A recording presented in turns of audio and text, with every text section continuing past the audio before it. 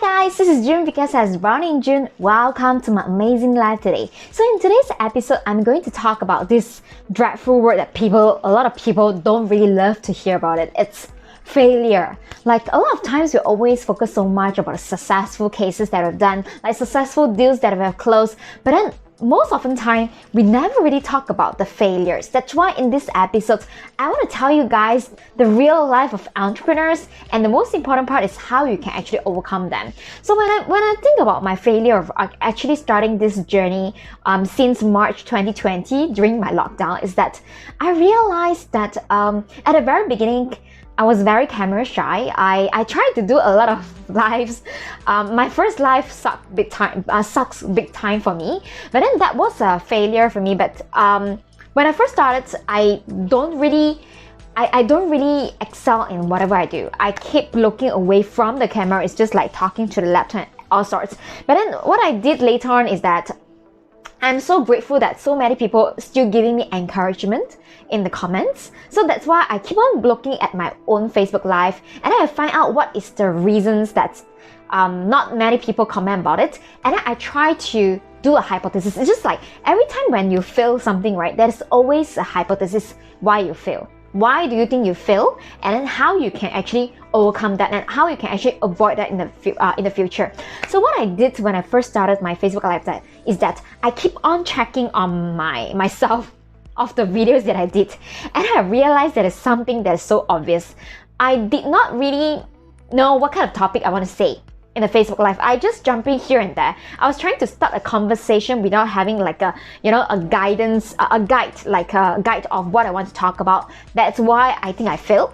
But then because of all the encouragement, it keeps me going on and etc. And that's why I keep on improving over and over again. So that is one that I'm going to talk about. And then also when talk about deal closing, of course, I fail in deals as well. Like I'm working in one of the IT company where we actually need to sell like a it's not very complicated, it's like a software. We need to sell this software to our clients, right? The software is very like I would say like it's like a CRM system plus accounting software, and then we sell to each firm.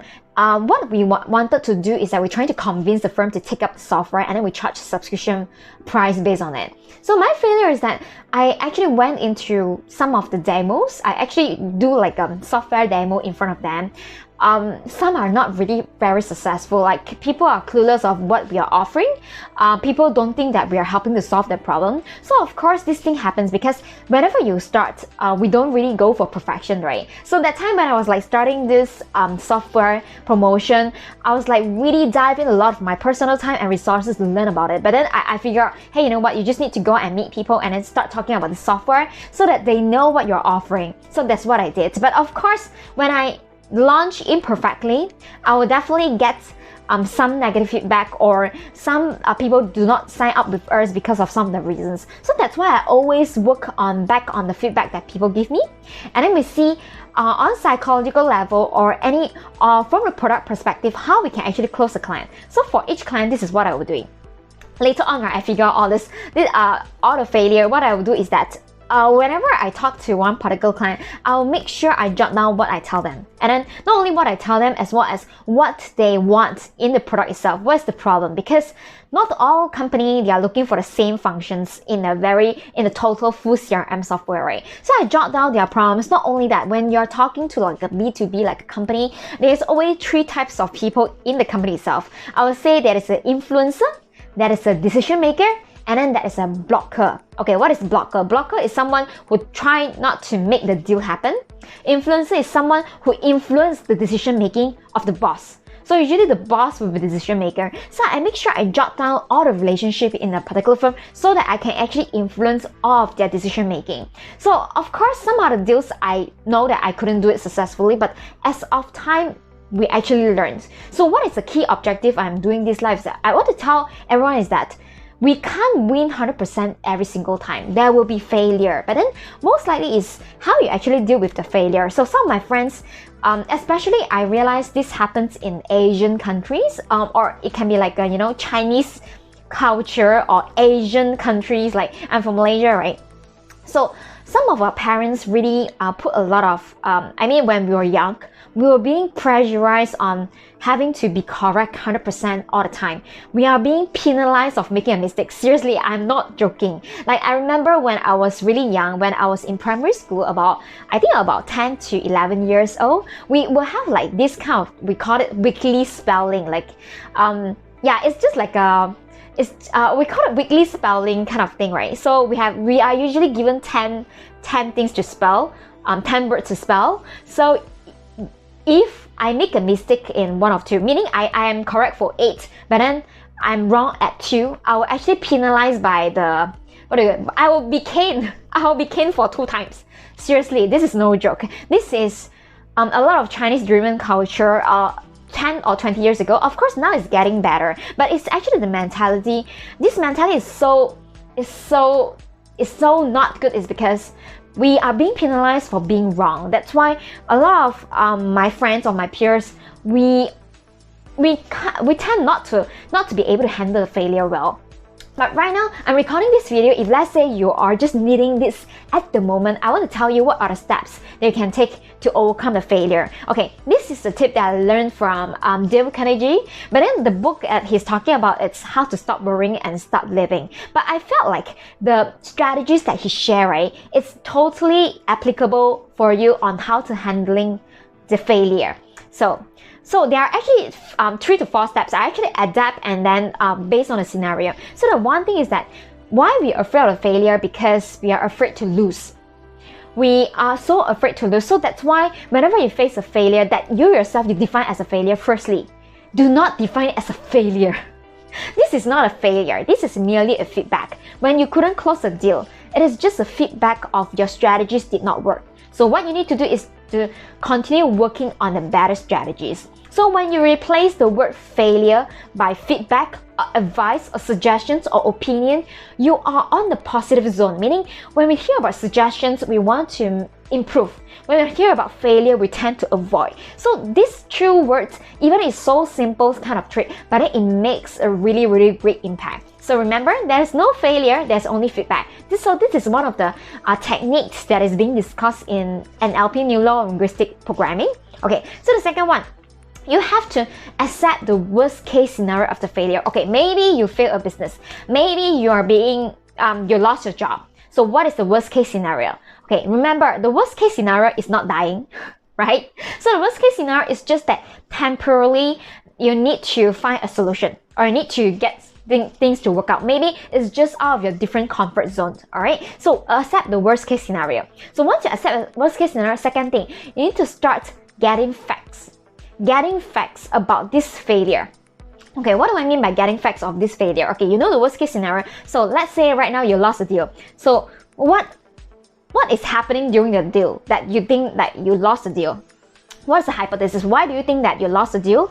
And is it anything that you did not say or say? Maybe you did not offer like a special promotion to your client, or maybe you said something that your client did not like to hear, you offended them in a way. So you just write down the hypothesis. It can be just true or false. It's just everything that you think that you lost this deal, right? So this is actually about hypothesis. And then next, you roughly know why. So right now is the time for you to do post-mortem. So you ask yourself this question: if you were given a chance to redo the scenario, so what would you do differently that you think you will stand a better chance at winning something, at winning a case, all right? So list down. And then third thing, so whatever you have jotted down the hypothesis and the post-mortem, just document this and then use it for the next deal, or use it for the next time, because now you know what went wrong, what you did wrong, and now you are trying to recorrect it. But of course, we can't change the past, so you can only use this for the future. Okay,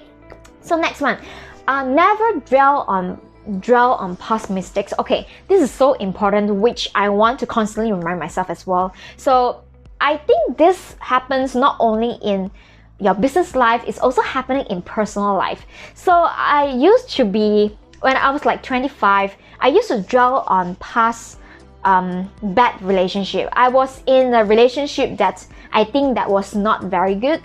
It did not start well, it did not end well. So I keep on dwelling on the past, but then up to the point that I felt like I need to put a stop loss. on the time that I spend on mentally telling people the same story and keep dwelling on the past mistakes. So when I tell myself I need to put a stop loss because I need to moving on, I need to have a closure, so I need to move on, so my life gets better. Because all I did is that I was trying to have a closure with myself, even though you may not have a closure that someone give you, right? You just have to give the closure to yourself because that is for you. So when you have a closure, when you put a stop loss for whatever failure that you had, then you can actually bring your brain and your life moving onwards and forwards. Does it make sense?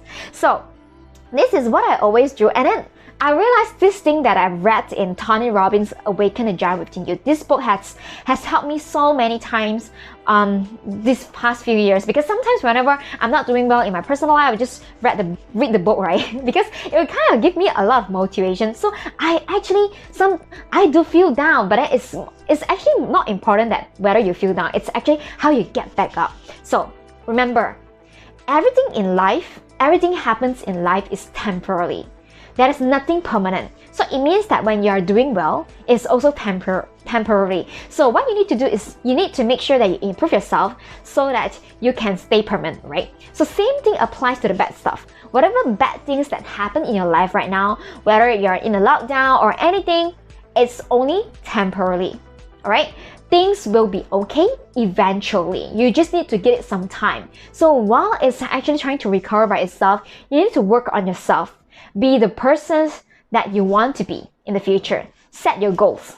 Stop loss. Put a stop loss in the failure or in your past. So that this phrase actually helped me dramatically in changing of how I view failure. So I hope this video helped you guys well. And if let's say you haven't joined my Facebook group, please join my Facebook group down below. It's actually www.amazingstory.co. Alright, I will actually share my live video as well as some of the motivation quotes to actually keep a very positive community to connect with you guys. And secondly, if let's say you haven't got my free 25 minutes training of storytelling strategy to close deals faster, I'm going to put the link down below as well. And last one, if let's say you haven't got my client magnet machine blueprint, it's time to get it so that you can transform your Facebook profile to get more clients and more sales for your business. And I included 3 bonuses in the blueprint itself. So one is storytelling strategy. The second one is LinkedIn strategy to close deals faster. I use this strategy to get so many joint venture partners as well as potential clients from there as well. So you do not want to miss it. So I will see you guys in the next episode then. Take care. Bye bye.